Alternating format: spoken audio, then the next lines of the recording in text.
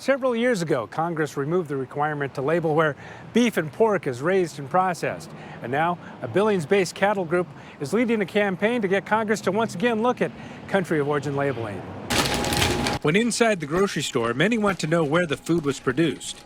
That's also true at Ranch House Meat and Sausage Company in Billings, a prime shopping destination for those in search of quality meat. I prefer to look local. I prefer always to buy local.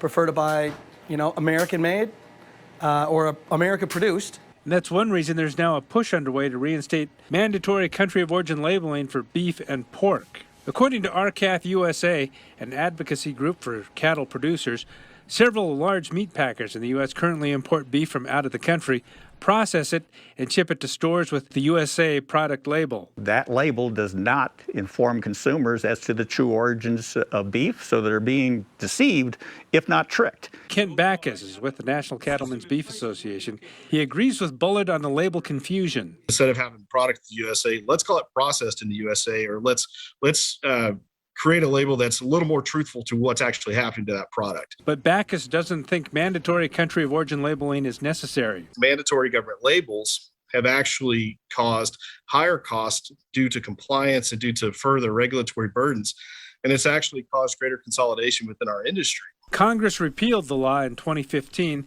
after the World Trade Organization ruled mandatory labeling created a trade barrier with Canada and Mexico that would cost the U.S. billions.